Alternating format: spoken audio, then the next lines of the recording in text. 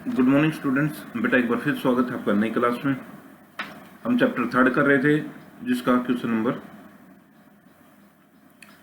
3 ही आज हम करेंगे। हमारा आज का क्वेश्चन है एड्स क्या है, इसके फैलने के माध्यम, बचाव, उपचार का वर्णन कीजिए। तो एड्स कोई भी शब्द इतना भय, निराशा, खतरा, एहसास की दशा उत्पन्न नहीं करता जितना कि ये शब्द करता है। यानी अगर किसी को ये पता लग जाए कि उसको एड्स है तो उसके अंदर भय, निराशा और जीवन के खतरे का मंडराने लगता है। यह रोग अत्यंत घातक है। पिछली शताब्दी में इसके कारण लगभग 40 मिलियन व्यक्तियों की मौत हो चुकी है। एड्स का प्रथम केस लॉस एंजलिस, न्यूयॉर्क में 1991 में पाया गया। आज विश्व में लगभग प्रतिदिन 16,000 व्यक्ति इसका शिकार हो रहे हैं। आजकल बहुत से व्यक्ति एड्स की बीमारी के शिकार हो रहे हैं। यहाँ के नागरिकों के जीवन के लिए यह बीमारी बहुत खतरा बन चुकी है। ये ज़्यादातर विदेशों में ज़्यादा है, इंडिया में बहुत कम है।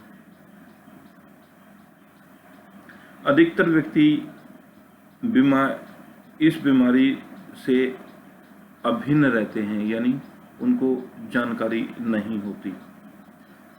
कुछ व्यक्ति इस बीमारी के बारे में केवल थोड़ा बहुत जानते हैं। यह बीमारी धीरे धीरे व्यक्ति की जीवन लीला को समाप्त कर देती है। वास्तव में यह एक खतरनाक बीमारी है जो विश्व में एक महामारी के रूप में फैल रही है। सामान्य व्यक्ति इस बीमारी की एक चेतावनी बनती जा रही है, यानी सामान्य व्यक्ति हैं उनके लिए यह बीमारी चेतावनी बनती जा रही है। यह बीमारी HIV द्वारा फैलती है, जो रक्त में वायरस के द्वारा प्रभाव होती है। मतलब इसका रक्त के द्वारा शरीर में एंटर होती है। ये 2 प्रकार का होता है बेटा, HIV-1 और HIV-2। सामान्यतः HIV-2 का जो प्रकोप होता है वो पश्चिमी अफ्रीका के देशों में होता है। वास्तव में यह हमारी प्रतिरक्षा प्रणाली को प्रभावित करता है, यानी जो हमारी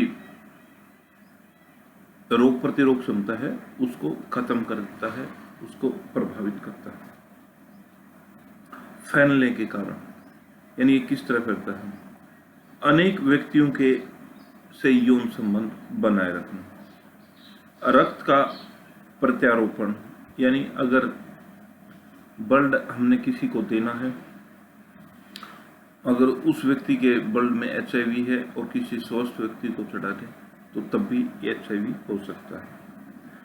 संक्रमित नीडल या सिरिंजों का प्रयोग करना, जो सिरिंज उसको एड्स वाले व्यक्ति को लगाई है वही सिरिंज से स्वस्थ व्यक्ति को अगर हम लगा दें तो ये फैल सकता है।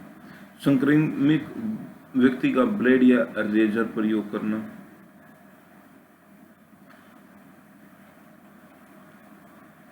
माता पिता द्वारा बच्चों में, शिशु में आ जाना, ये भी है कि अगर माता पिता को है और बच्चा पैदा हुआ तो उसको भी ये एड्स होगा ही। ये तो थे फैलने के माध्यम। अब है लक्षण। लक्षण क्या क्या है? पसीना तथा बुखार आना, शरीर का 10% भार कम होना, निरंतर बुखार होना, लगातार खांसी आना, सामान्य रूप से त्वचा पर खारिश होना।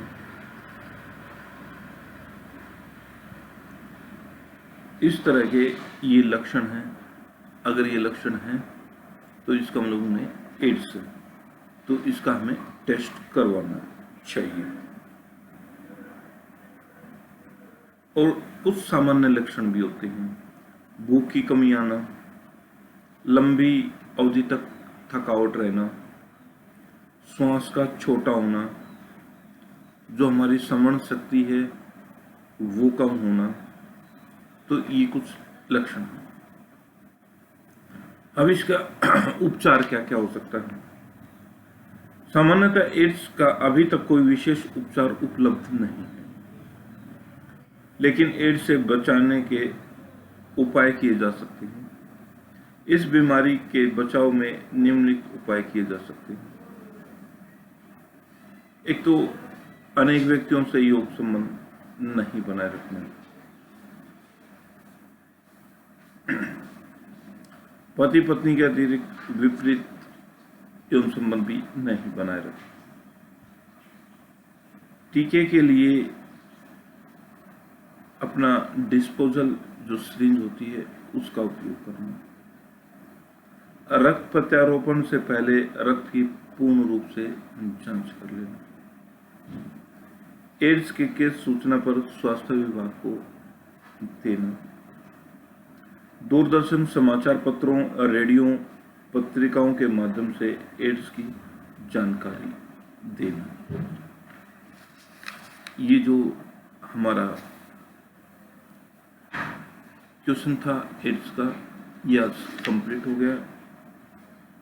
कल हम रेबीज और टेटनस, ये 2 क्वेश्चन हैं, शॉर्ट क्वेश्चन हैं, इम्पोर्टेंट है, 3-3 नंबरों में पूछे जाते हैं। तो कल इनको हम डिस्कस करेंगे।